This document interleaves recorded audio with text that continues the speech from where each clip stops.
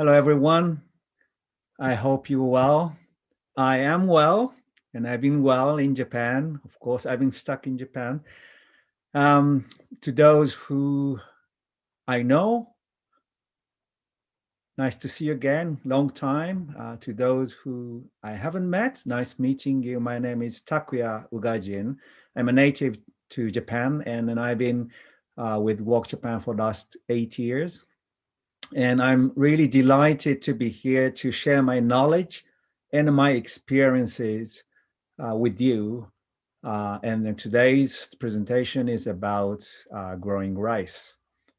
And then we have special focus on water, which is very important to grow rice. And then I hope I can give you some insights of what water does in the rice field. The last year, my rice production was pretty well. And actually, I had the most relaxing and enjoyable rice production season, thanks to the pandemic, ironically, I know. And also now, it's going to be 1 month to go to start the rice production, and then it gets warmer. And now Japan, the winter is coming to an end. Soon we're going to have spring. Anyway, so let's go to the next slide, which is about, this is the outline of our presentation today, which consists of four sections, I would say. And the first, we're going to have a look at where Japanese rice comes from originally. So arrival of rice in Japan. Rice is not indigenous to Japan, and then it came from overseas. So we're going to brief the history and following that, we talk about, have a look at this significance of water in Japanese Shintoism. And then I'm going to introduce you three main functions of water during the rice production. And then the main topic would be the annual rice production process from nursery to polishing mill. Then we're going to have a look at this, what water does to rice at each stage of this production process. It's going to be about 45 minutes, I hope, or it's going to be a little bit longer, but I try to keep it as compact as possible. There are lots of topics to talk about rice, but I'm not going to extend too far. Okay, so let's have a look at this Japanese rice. As you know, the rice is a staple food to Japanese people. But the rice, again, originally came from overseas. And as you can see, this map, Japanese map, and the three arrows, which shows you the most possible routes of this rice journey. So they all came from China. And then the strongest theory of origin of rice is said nearly close to the border of China and Thailand or Vietnam, that area. And it traveled eventually, and it landed southern part of Japan, which is Kyushu, Fukuoka area, which is much warmer, a lot warmer than rest of the country. Then, so you can have a look at this three arrows. One came through Korea. Korea, Japan, very close, 90 minutes jet foil, very close. The other route comes from the central China, from around this Yangtze River, and then again travel down to Kyushu Island. And the other route, it comes from the southern part.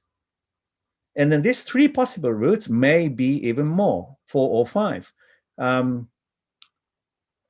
One of the islands off Kyushu, Tanegashima, has found similar variety of rice It's kind of red rice, very similar to the one that you find today in Bali Island in Indonesia.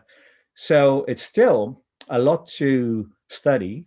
But anyway, the main point here is rice is subtropical plant. And it landed Japan, and then it continued traveling towards north. Then it took a really long time for the rice to arrive in the northern part of Japan. For example, Hokkaido started growing rice only about 100 years ago. So this says, this indicates that Japan is the last resort of rice, and it didn't go anywhere further. So if you have been to other Southeast Asian countries, you would see people growing rice more than 2 times, but Japan only once. And then the rice we grow is short-grained sticky rice. It's called rice japonica. Right, now briefly, I'm trying not to go too far and too deep about the Shintoism, because today's topic is about rice. But how important water in Japanese life, we have a look at from this point of view of Shintoism. So if you have ever been to Japan, or if you have ever seen any images or films, these 2 images, you can see white zigzag paper cuts, if you're familiar. So this usually it's displayed and attached to this rice straw rope, and then would be hung up under this torii gate or around amazing tree, which is believed it's sacred. It is said that one of the strongest theories of this significance of this white paper cut is representing dripping water. So Shintoism is an ancient animistic worship to nature to pray for well-being of human life and community and the whole world, including the other creatures.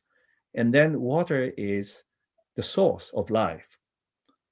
And of course, for Japanese people, to grow rice, water is invaluable. So you can imagine back in time, old days, priest, the community leader, like our emperor, you can see on the right-hand side this image, the priest would have prayed for good, consistent, and not harsh rain for the good harvest. So water in Shintoism. So now we step to this 3 main functions of water in the rice field.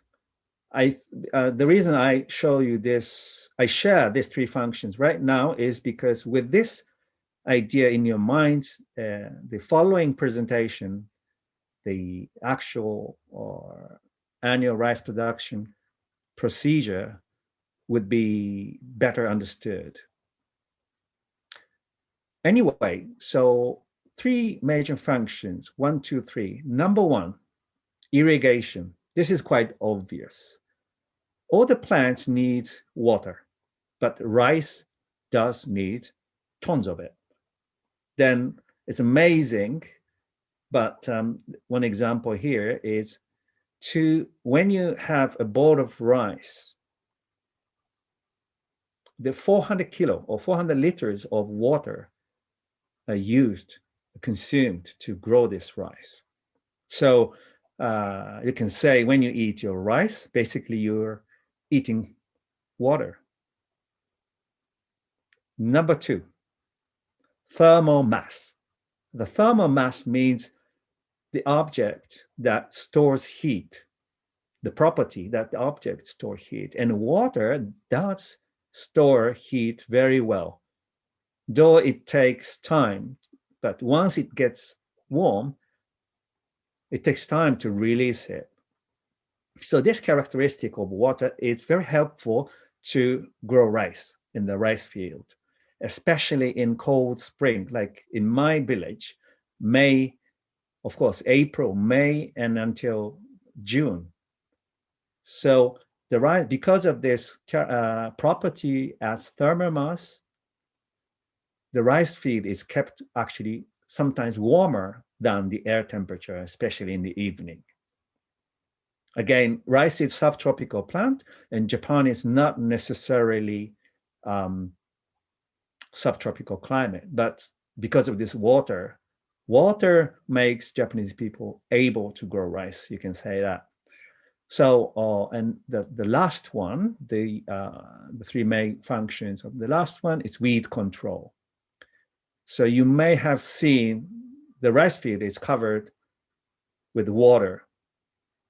Then rice can grow with little oxygen. So they can grow well underwater, but some of the weed, not all the weeds, unfortunately, but some of the weed cannot breathe underwater. So keep the rice field flooded or irrigated all the time, like a pool, then you can slow down the growth of weed. I hope you get this 3 points. And I hope that there are like 1 or 2 or 3 of them are new to you. Anyways, having this in our mind. So, my conclusion about rice production, one of the important factors is thoughtful water management is the key. This is quite easy. You don't need to buy.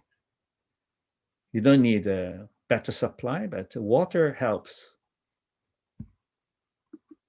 Right. So before we go to this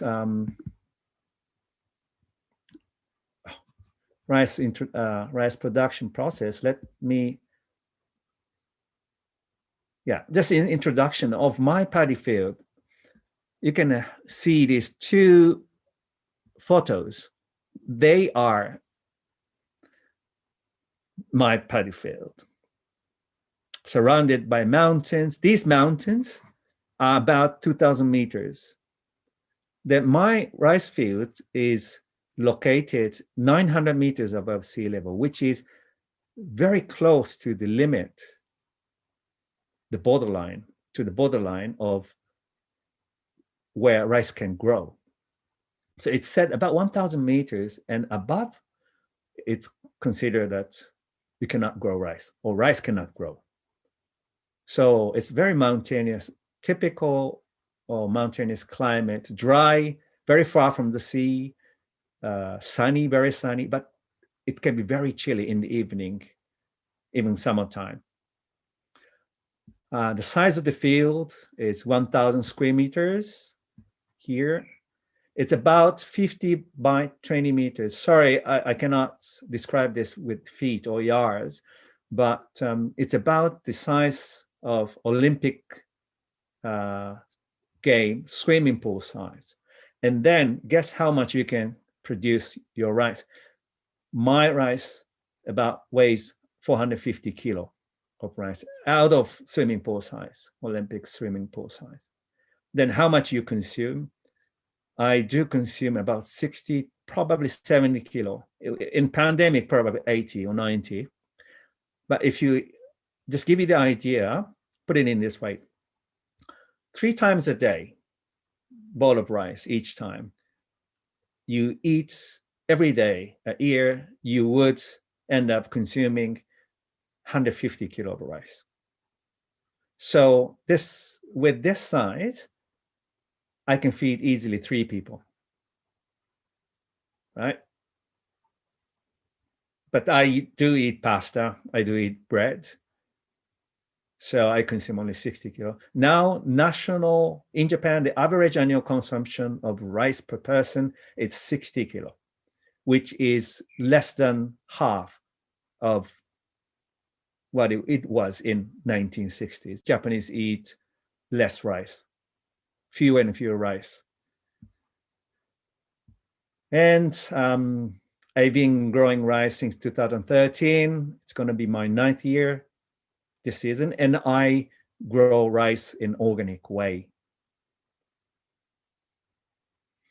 Okay, so that was it for the introduction, and then now we're going to talk about the actual work, farm work, starting from the nursery, and we end up at the polishing mill.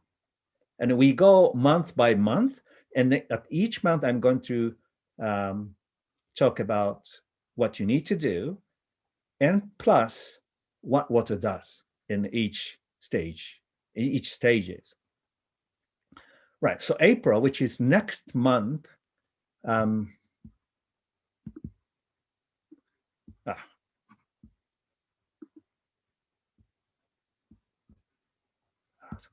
sorry, excuse me. Yes, this is better. Oh.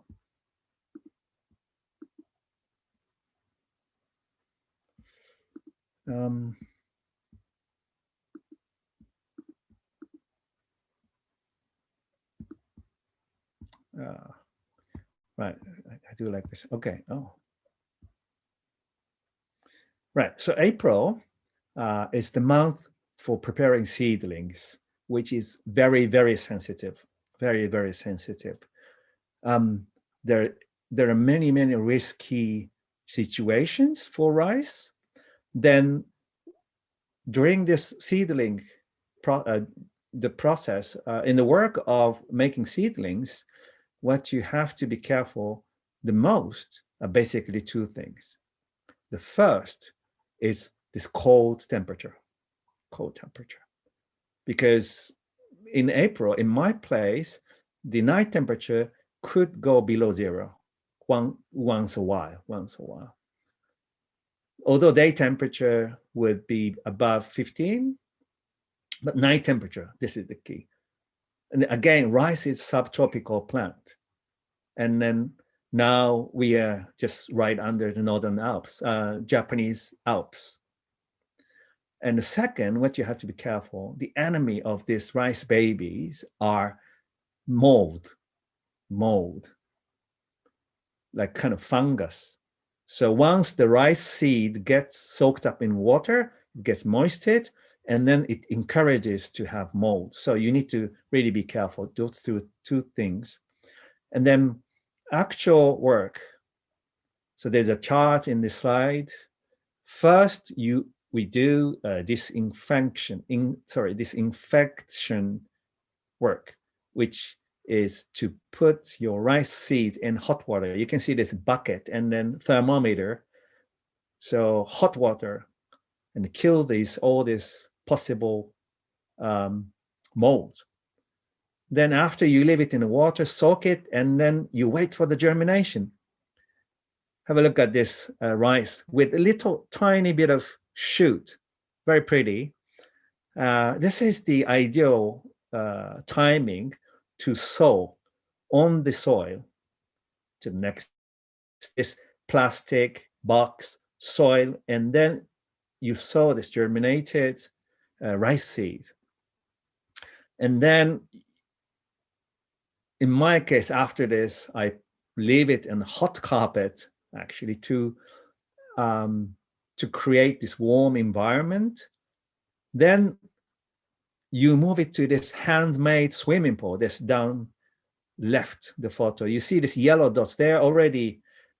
This is the yellow part is already, the shoot comes out like 2 centimeters. And then you can see this handmade plastic swimming pool. Then the main point, this is called pool nursery. So you leave the babies in the same environment as the rice paddy, which is going to be transferred next month.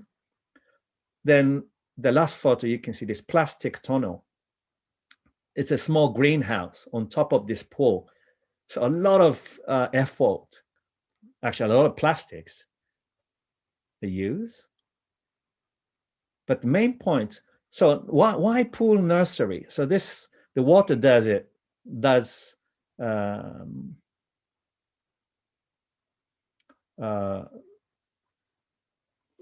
so pool nursery, sorry, excuse me, pool nursery, the benefit of pool nursery is to prevent mold. So the mold likes the condition of wet, but not in the water. So you leave your seedlings, rice babies, just on the line of the water. And then this is going to be a very good protection to prevent your rice baby from the mold. And the second benefit of this pool nursery is, again, this water, the second function, thermal mass. So when you have water, it gets much warmer, 2 to 3 degrees warmer than the air temperature. Again, April is very cold and chilly. Then rice is subtropical plant, but with the help of water, the seedlings, your rice baby, would grow in a very healthy way. So very sensitive work of April to grow seedlings. Oh. Then now we go to the next month, which is May.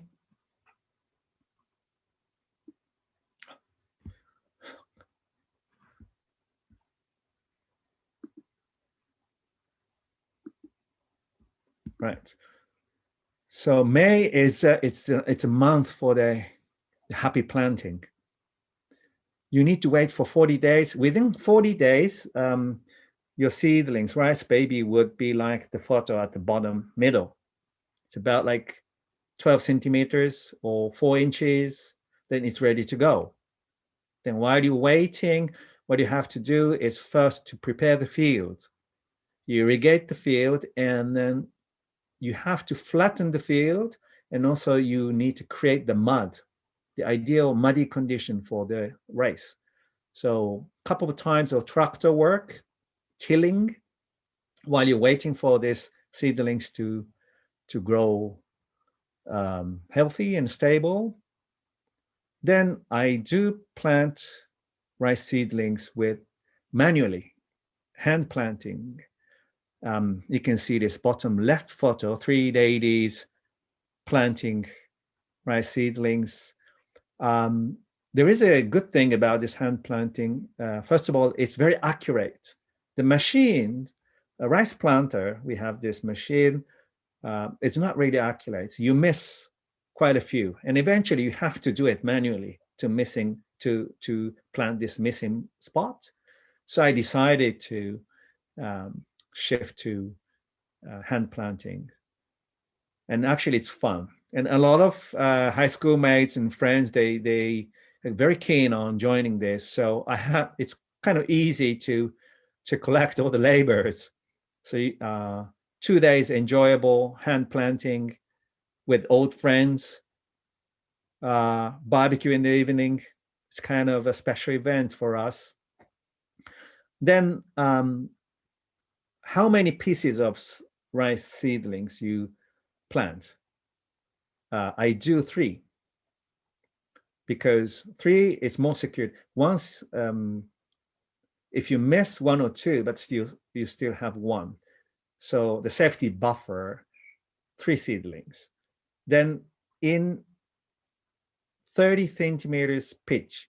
So each planting has a distance of 30 centimeters, which is quite wide. You can have a look at this bottom photo. 3 stems, the reflection of water is beautiful, the clouds. Anyway, it's quite wide. Why? Because you need to keep the space for the rice to grow, because rice, we'll see later, but the rice grows really big. And then you have many more shoots, stems eventually. So, but a lot of people, they plant rice in dens because it looks like you feel like you've achieved something. But my way, it's like 30 centimeters. So now, what you do with water. So you flood the water, but first 10 days, it's deeper, 5 to 10 centimeters or 7 to 10 centimeters. Why? Because it helps rice to have good rooting into the mud. That's the main reason. So put it in this way. It takes 10 days for the rice stem, the seedling, to have good root and so they can stand by themselves. But it takes 10 days. Then in end of May, it's very windy in my village. So there is a risk that the water just pulls all the seedlings off the field after the 10 days, within 10 days after you plant it. But with the water, water can hold these seedlings in the mud. So first water level, first 10 days, deeper. And after that, normal level, which would be like 3 centimeters. Then try to get oxygen to the root of the rice. So 3 centimeters is the average regular depth of water for me. And the other tip about irrigation is, so you lose day by day, you lose some sort of water, like 2 centimeters every day. So you have to keep the water level. So you have to add water every day. But in May, you better add the water in the morning so that you have the maximum time for the water to store the heat, so that the rice field can be warm enough in the evening time, thanks to this water thermal mass property. May evening time, it still could be cold, could be below 5. So take advantage of thermal mass property of water, add water in the morning. That's the tip in May. Okay, so now we're in June, which could be the busiest month, because in June, the whole nature gets really, really active, including bugs and weed, not only the rice. Excuse me. So there are lots of things to do in June, and also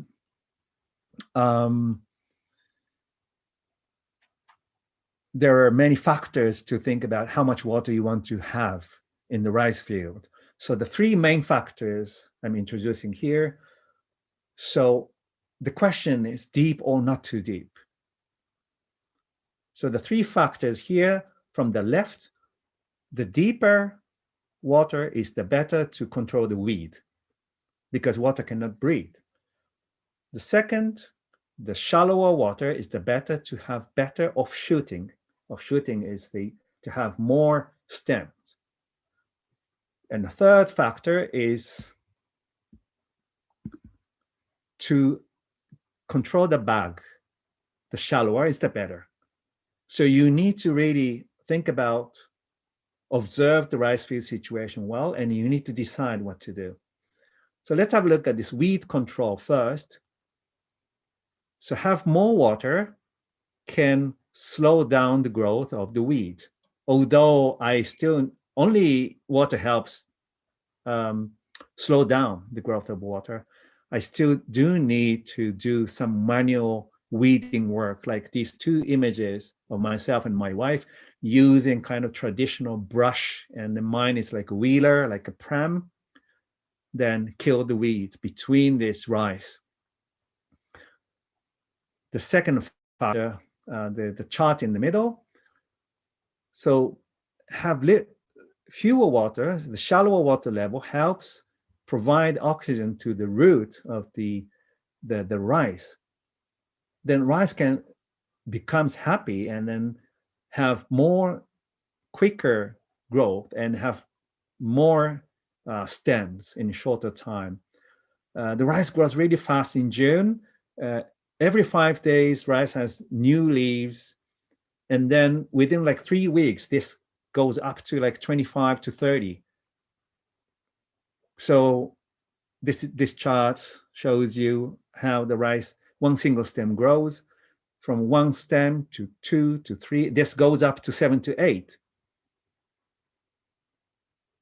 Then if you are successful, you can have this beautiful fan shape rice at the end of June. It is the bottom image, ideal fan shape.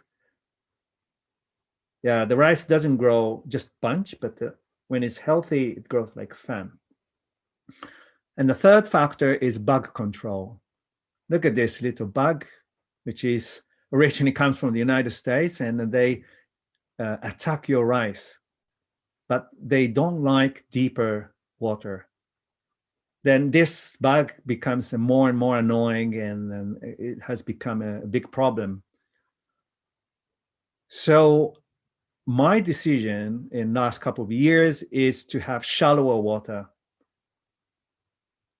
to control the bug. That's the main concern to me, and to have better offshooting. And weed control has been very successful over years.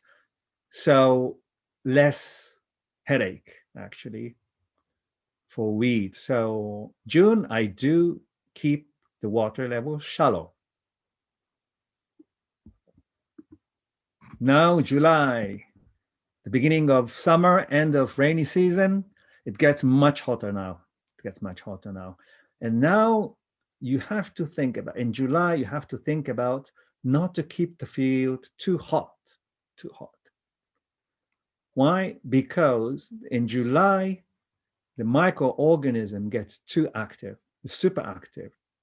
Then so they eat all this organic matter in the soil, and then actually they produce the nutrients to the rice, but while they consume they decompose the organic matter, they also consume lots of oxygen. And then if you can imagine, like Southeast Asia, shady forest, very tropical, and the pond gets really like rottening condition in the pond, then it can even it can stink a little bit. And you don't want to create that environment in the rice field. So you want to slow down this microorganisms, and then you want to supply oxygen to the rice and actually to the root, because you don't want to have any more offshooting. Offshooting stops in July, so you cannot expect more rice.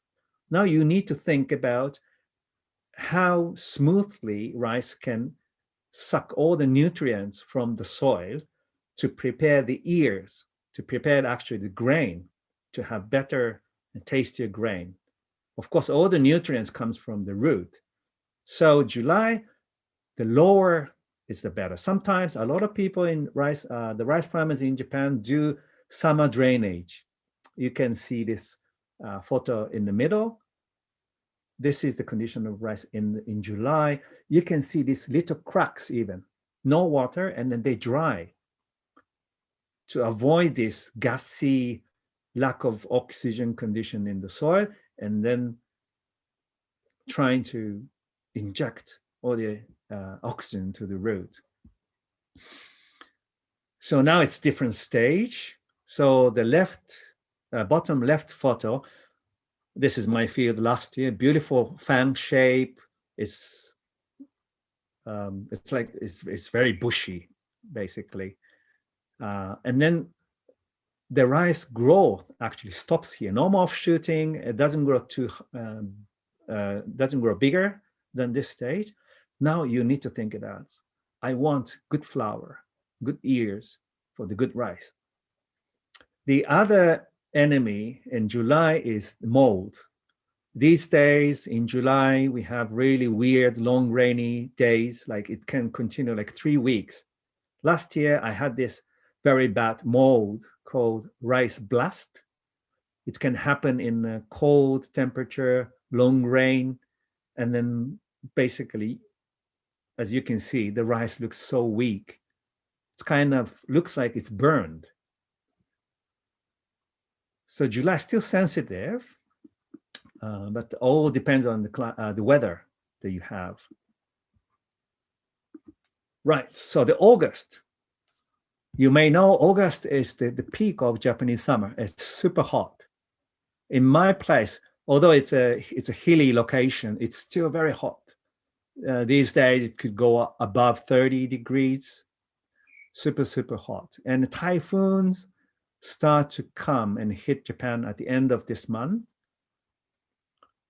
So that by August is very important season because this is the time that the rice start to have these ears, which eventually will be the rice grain that you eat.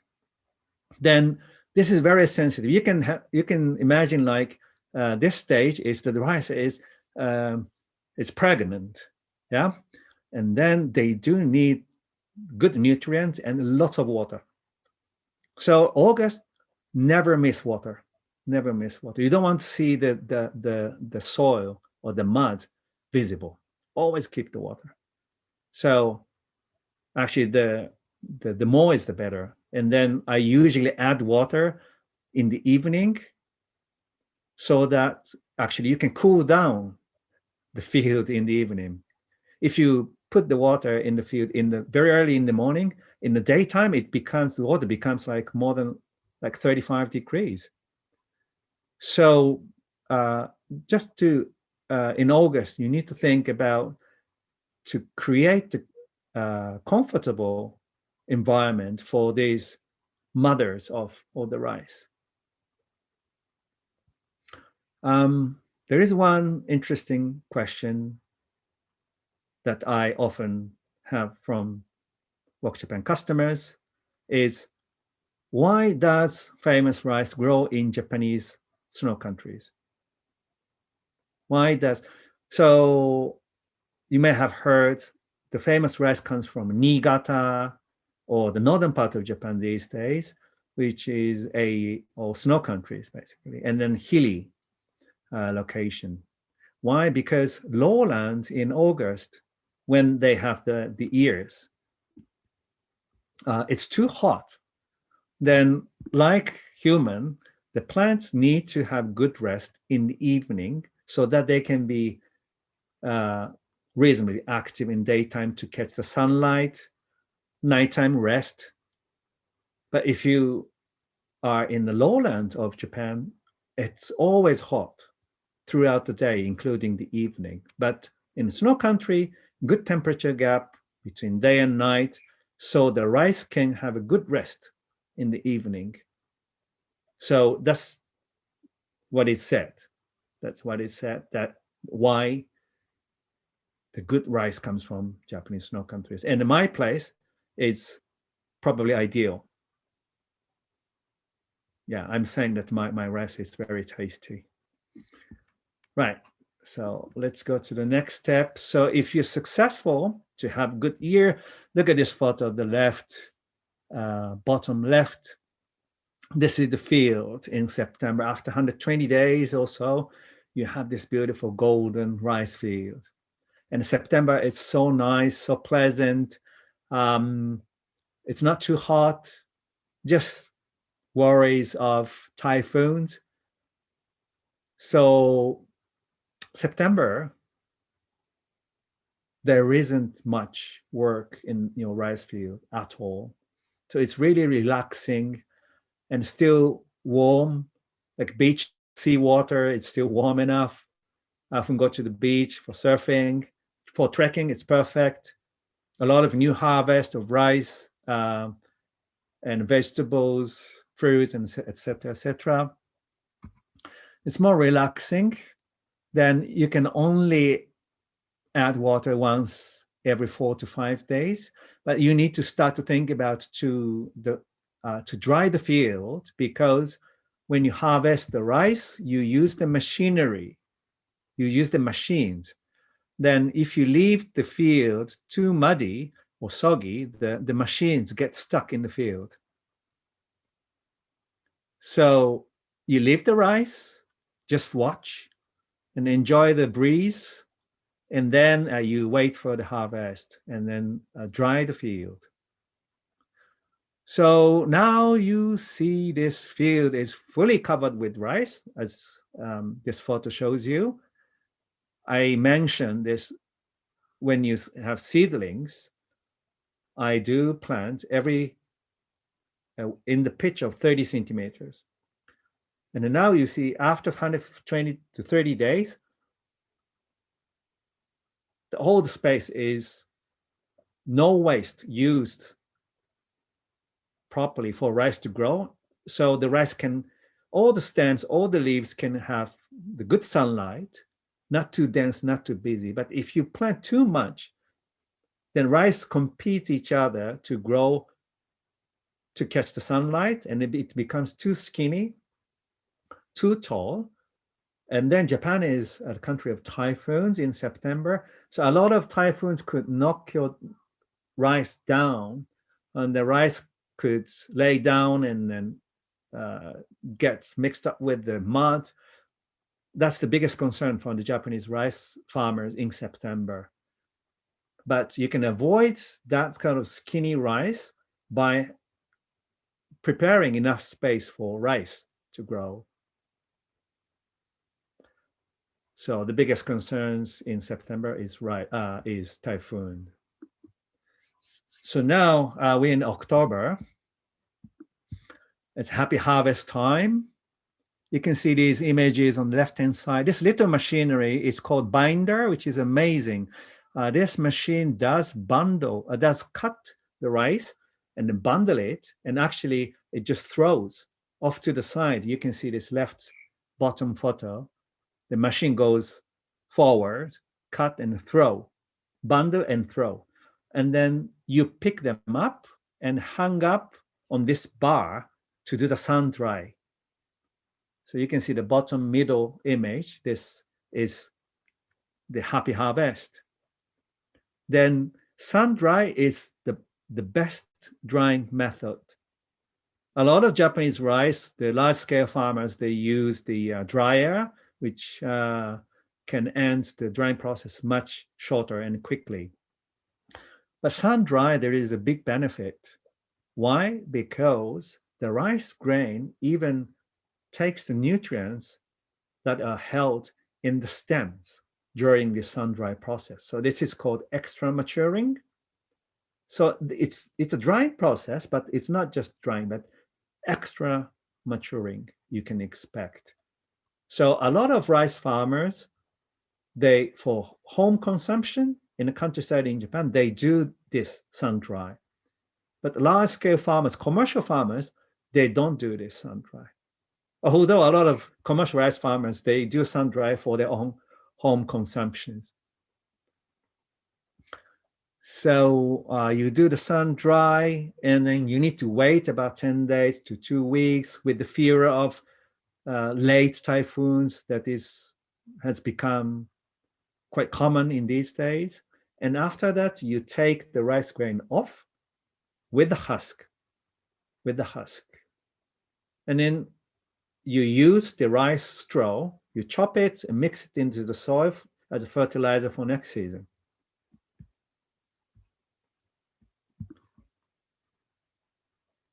So the right bottom photo, these are the paper sacks that my rice is in there. So let's say in April, we did prepare the seedlings, disinfect in hot water and germinate. That was only 2 kilo of rice we started. And within 150 days to 60 days, this turns into 400 kilo. Or if you're a better farmer, you could go 500 kilos. So 200 times more. Isn't it amazing?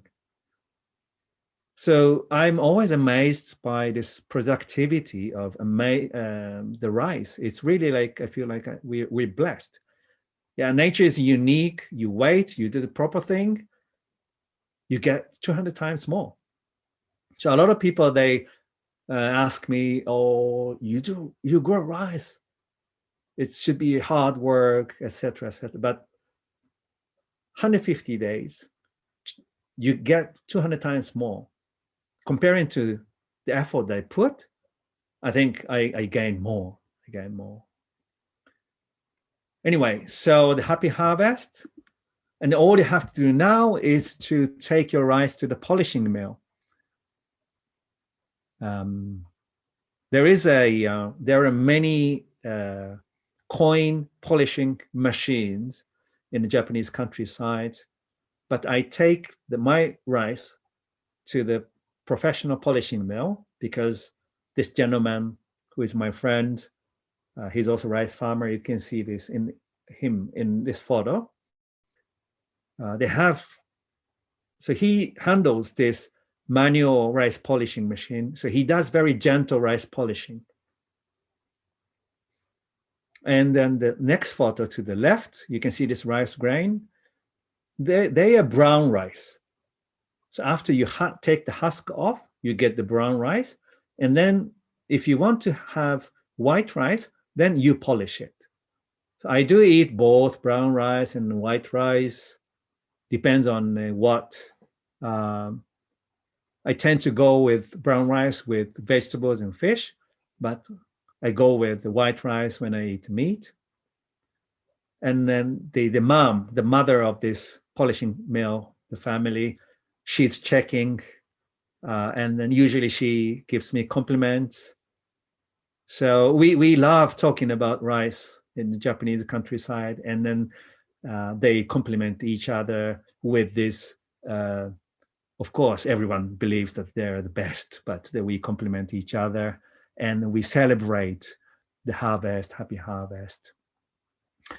And on top of that, I also do take my rice, send my rice, a little lot, to the laboratory nearby to do some kind of test, quality analysis.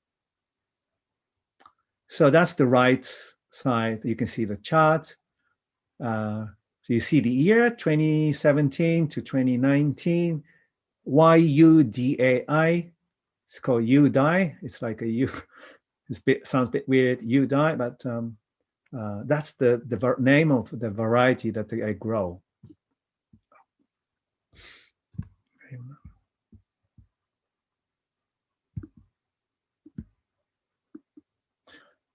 Then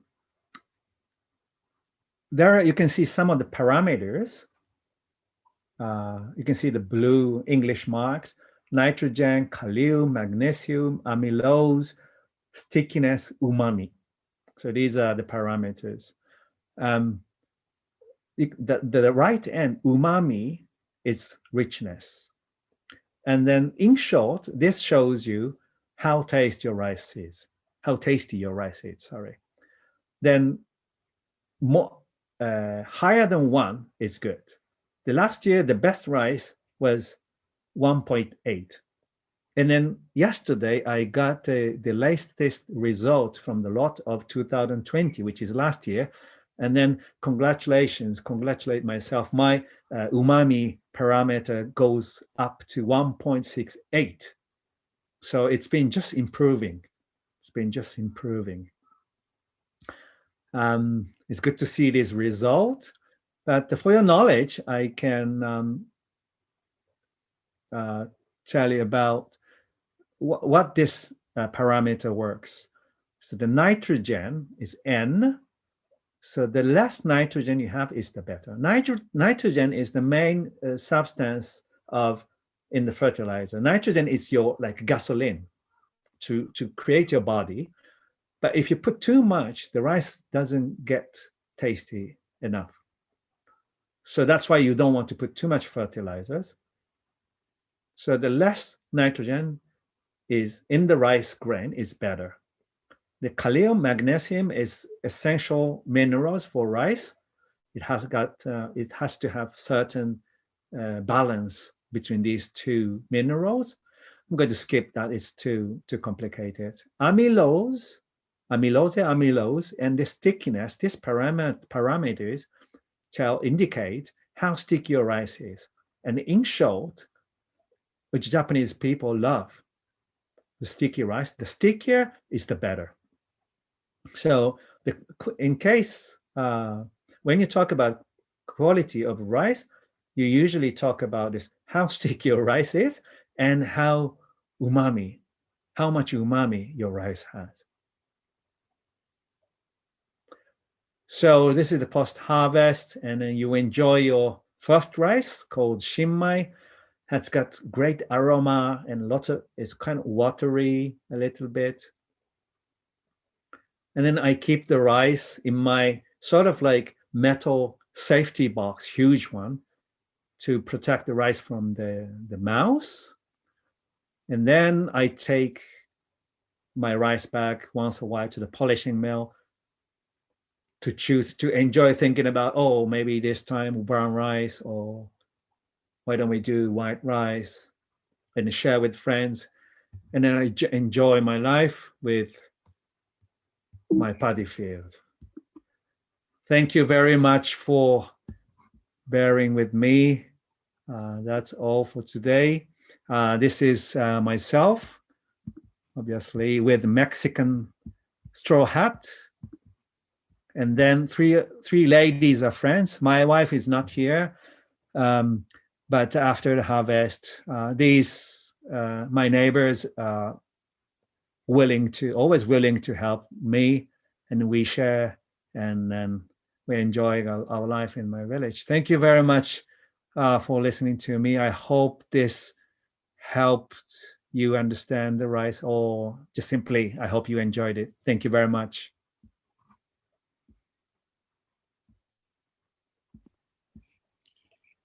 Thank you, Takuya, for your fascinating presentation. I know I've seen it before, but it really is incredible how much work is put behind growing rice. And also, but as you said, the productivity is so high that it's probably reflected in your sense of achievement. And when you eat your rice, you're reminded every time of... Good man. So I have curated the questions. So we have some questions for you, Takuya, and you can, as I mentioned earlier to the attendees, you can submit your questions via the chat function to the panelists, and then I'll forward them on to Takuya. So let's have a look. One question that several attendees asked is about water, which is nice because that's the topic of today's presentation. So how do you add the water to the rice paddy? This is from Norman. Right, thank you. Thank you for the question. Yes, good question. I didn't show you the photo, but in the Japanese villages or even suburbs in Japan, the government built those water channels for the rice fields. So Japan is a very wet country, and also typhoons. So the water management, not only the rice field, but water management has been always important for the Japanese people and the government. So we have this water gutter, to drain the water for the safety and also for the rice. So it's a public one. In my case, it's a public one. It's free of charge in my case, but some of the villagers, they pay annually, or some of the people, they hire this waterman. So it's a part-time job, but his job is to go around the rice field every morning usually, and to irrigate the water. Some of the like dense rice, commercial rice fields, there could be some kind of disruption to decide who takes the water first, because the water comes from goes down with the gravity. We don't do the pumping in Japan, so the water comes from the mountain and goes through the village and by gravity. So the farmer who has the rice field at higher level go first naturally, but it's unfair because the farmer at the lower level should wait every day. No. So in the Japanese folk tales, for example, there are many stories about this disputes between the villagers and between the rice farmers, and then they fight, something like that. But in my place, that surrounded by mountains, there is no other competitors actually. So I go anytime I add water anytime I want. But in short, the water gutter. But it's your responsibility to clean the water channel, the gutter. And then there is I use this kind of wooden board just to close the inlet. And when I want to add water, just take it off. There is no technology in irrigation for the rice farm. Thank you, Takuya. And is there a cost for the water that is used for the irrigation? No, in my case, no, but probably by and large, they would pay for the water for the community. Yeah. But annually, probably 5,000 yen in the countryside. So 10,000 yen. So it's going to be $50 or $100 per year. It's not huge. It's not huge. Thank you. There's another question from Ian.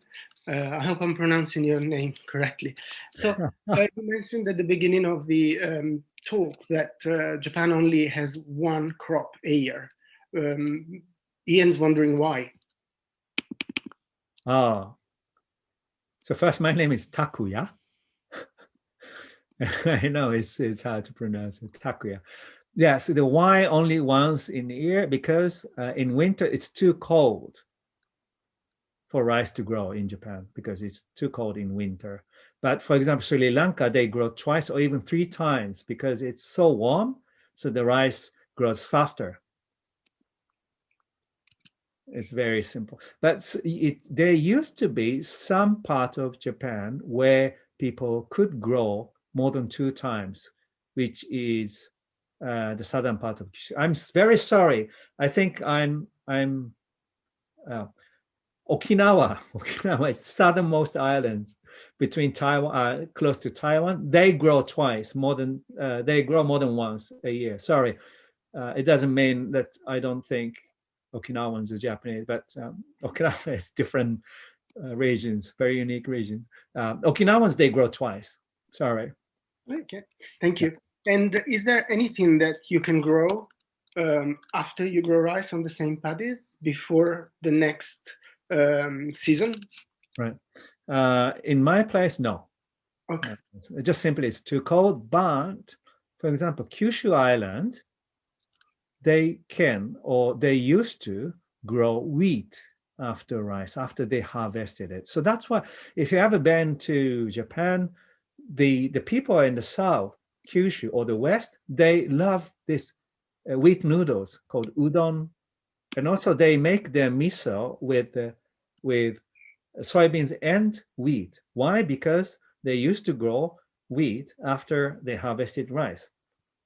And then if you go back to the history back in time, like Edo period, the rice farmers, basically they have to submit all the rice to the lord, to the samurais, and they could only eat wheat. So that's why this wheat culture has grown in the southern part.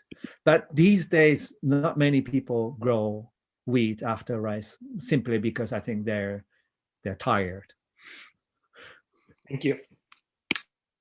We have a question from Laura. We're talking about the use of plastic tarps at the beginning for heated water. So would this process be the same historically? So what was happening before modern plastic tarps were used? Very, very good question. Thank you very much. So my village, in case of my village, people couldn't grow rice until, as far as I understand, probably 100 years ago. It was too cold. So the Nagano Prefecture, central Japan, is very known for buckwheat, soba.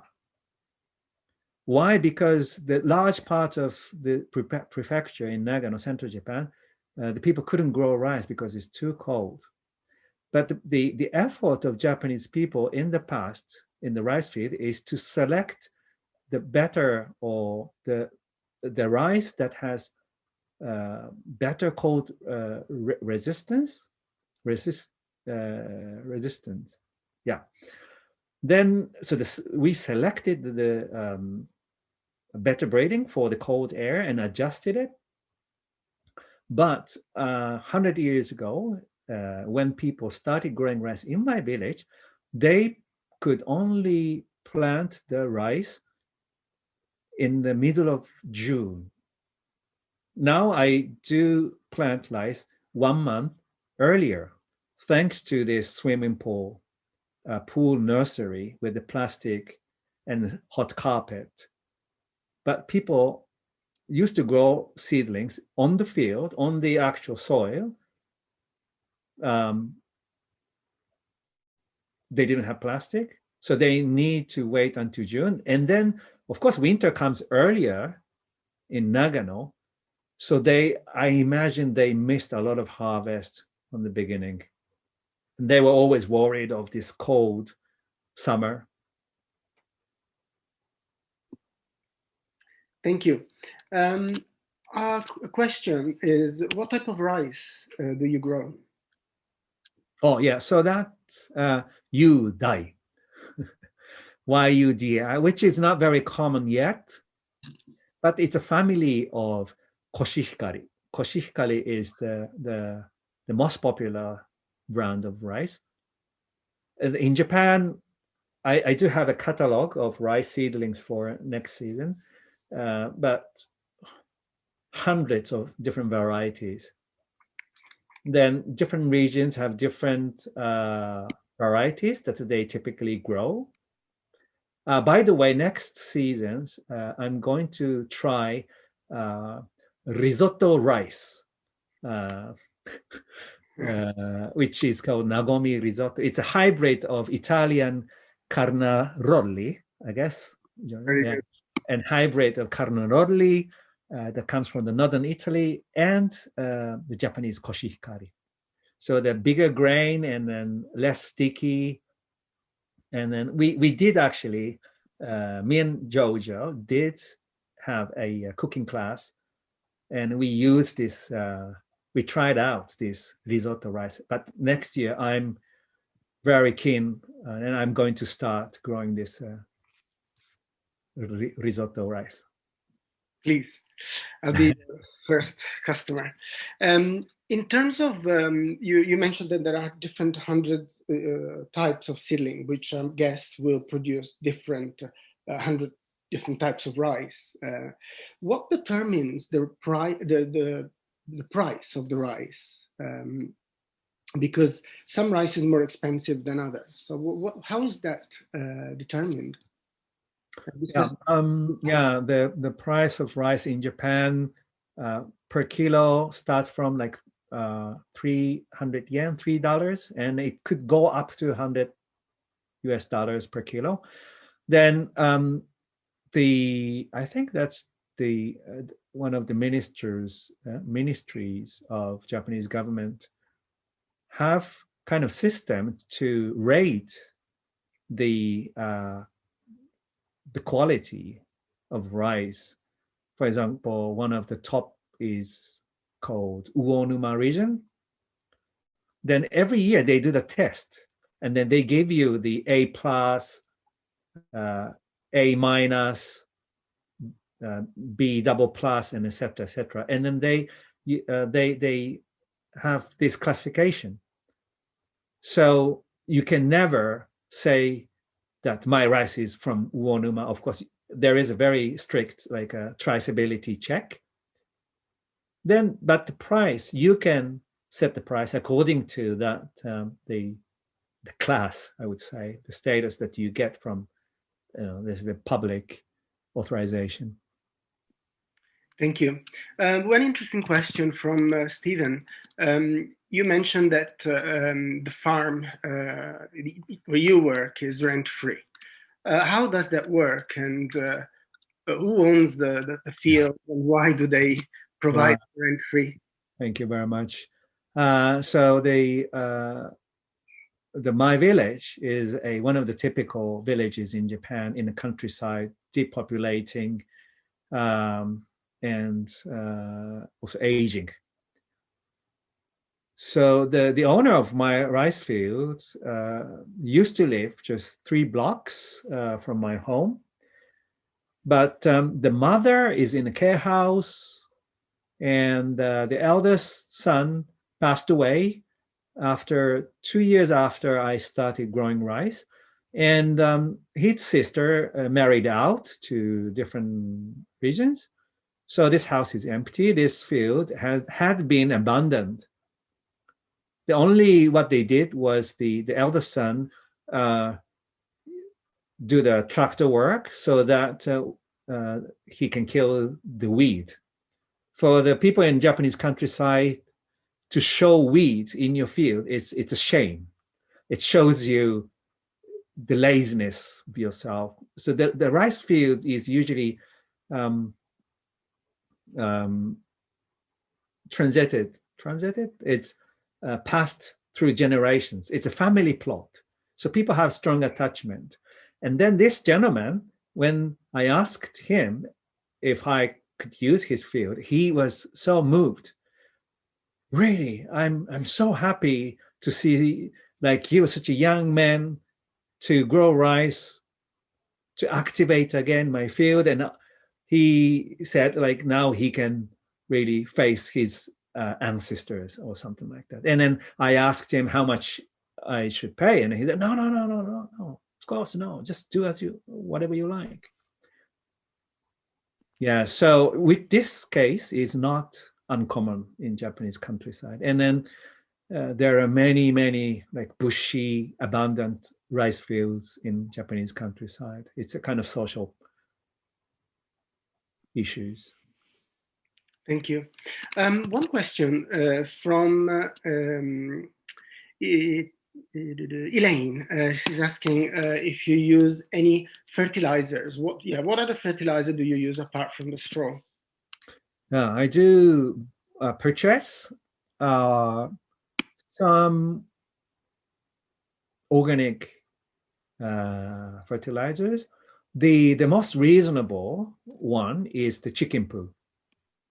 So like 20 kilo big bag costs you like $2 US, let's say. But that's kind of a very rough fertilizers. It creates also lots of gas that could damage the roots and etc. So I use the minimum of it. On top of that, I buy some of the like pelleted, in the pellet form of the fish bones and the fish skins, fish waste pellet, you would say. That comes from one of the suppliers along the coast in the northern part of Japan. I guess that's the byproduct of, I don't know where they come from, but I think the byproduct from the like food factory, I guess. Not much, but I also put some of the like calciums and kaliums or silica and minerals.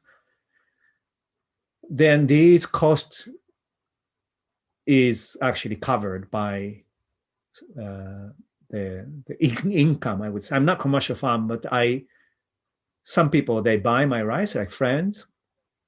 Then with that, I can cover this expense of my fertilizers. But I would say this all organic fertilizers. Thank you, Takuya. I'm going to combine 2 questions. Marsha would like to know what your favorite variety of rice is. And Ian is asking, if you really had to eat rice grown outside of Japan, what country would you choose? Thank you. The variety, the most favorite variety of rice is my rice, I would say. Yeah, I have to really confess, but I really enjoy leading tours, walking tours in Japan with you guys all over Japan. And then, we have these beautiful foods. in ryokans and onsens, and then we always admire, oh, this rice is great. But I have to confess that I was always pretending that, oh, this rice is good. But inside of me, oh, I miss my rice. But it's really, really different. It is different. And it's not like I'm just blindly proud, but because the water in my village is really good. It's beautiful water. I can go to the spring on foot and then point out this is the water that I get. And as I said earlier, the climate here, especially in summertime when you have ears, is ideal. Hot, good sun, but evening chilly. So sorry for this boring answer, but my rice is the best. The second question is the country that they grow rice. Yes, it's going to be really fun to. I have visited some of the other Asian countries like Laos, Indonesia, and then since I started growing rice, the curiosity and attentions to the rice that people grow in other countries become like it sparks them. Like when I visited Sri Lanka, local people say that they don't prepare seedlings; they just throw the rice directly into the field, and then they say something like as if there's no work to do because it just grows. Lao, I saw the people growing rice locally. But it's going to be fun to travel other countries along with the theme of rice. Yeah, interested in visiting hilly tribes in Thailand. They look really similar to Japanese face, and also they grow rice. Probably that region is the origin of rice. I want to see our ancestors in other countries. Thank you. Some more questions. There's so many. Thank you so much. We have. Do you use all the rice you produce in a year, or actually do you have to top it up by buying it from somewhere else, or do you save it for the next season? This is from Susan. I still have tons of rice from 2 years ago. Yeah, and so other than consuming rice as just rice, steaming rice, I make also miso, which also needs rice yeast. It's called koji, asparagus oryzae. That's the special term. So I do use rice, and also in last year I started producing some sake. But still, I always have some rice left. As I said, I produce 400 kilo. Me and my wife consume 150 kilo a year. Then other 100 kilo goes to friends, and another 100 kilo is sold. Thank you. I did receive some of your rice last year, and I must say it is very good. One more question. You mentioned that about depopulation and how you were lucky enough to be able to grow rice on somebody else's land. Are younger people, so the younger generation, are they like you? Are they going back to planting rice or farming recently? And this is a question from Rupa, who mentioned that in Japan, most of the people manning rice paddies were old. Mining? In the rice fields, most people they've seen are old. So the question is the younger generation going back to the countryside to farm rice?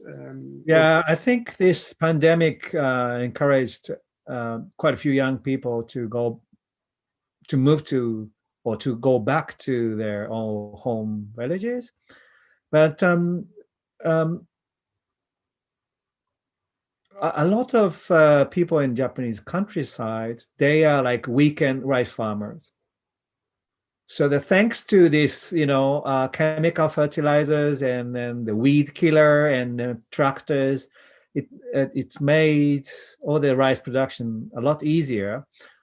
So even though some of the people do kind of office work, but they still tend to produce their own rice. And then,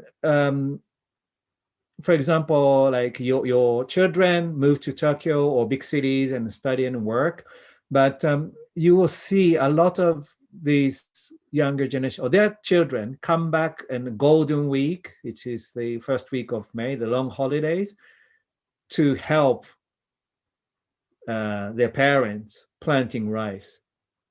A lot of people like planting rice. No one likes harvesting rice, but a lot of people, they love planting rice. So and the Golden Week is a long holiday. So it's a good reason for the children to come back. And then it's like a family, gathering.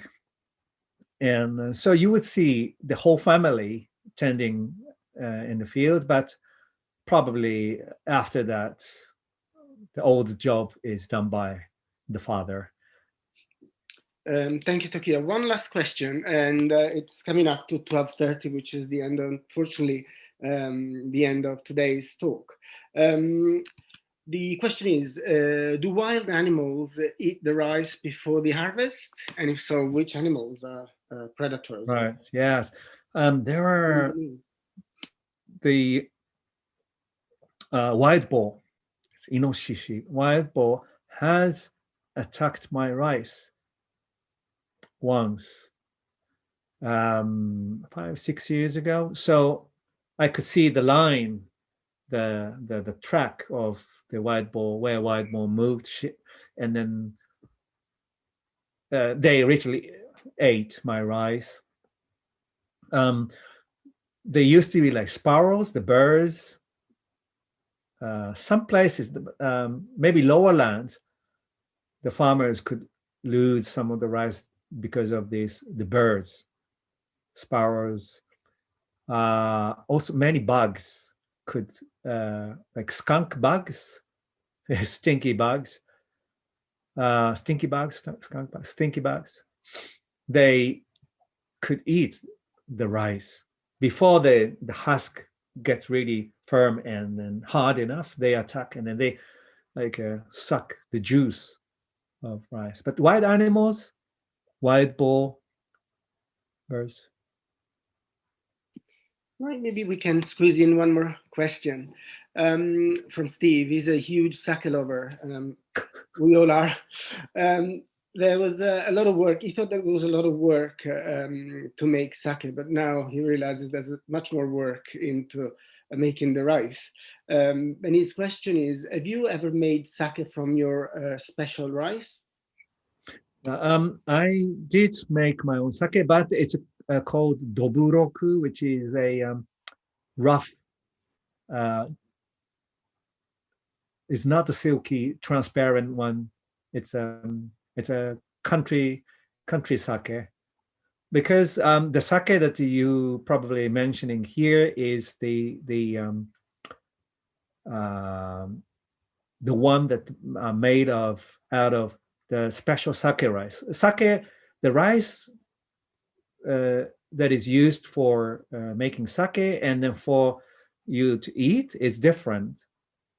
There are different varieties. If you eat the sake rice, you don't find it tasty.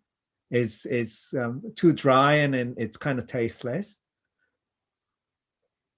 Then yeah, so the one that I made is this country sake, which is made of the regular rice that I eat.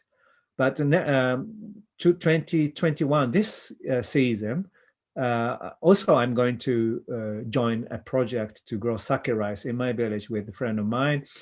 And then we are planning to produce some real sake this year. Thank you, Takuya. We have 3 minutes left to wrap up today's talk. Thank you, everybody, for participating and for Steve says, please put me down for a glass of the new sake.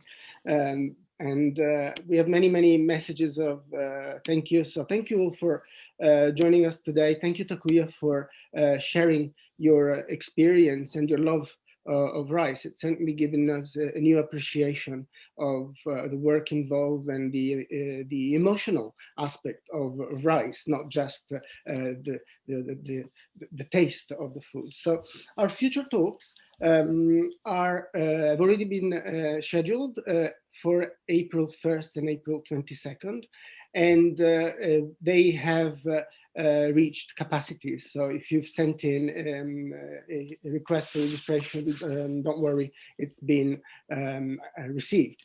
April 1st, Bill, one of our tour leaders, will take us on a walk in Ueno Park, and he will talk about a number of different topics, from art to food to politics and the wars, and it's a fascinating walk in Ueno Park.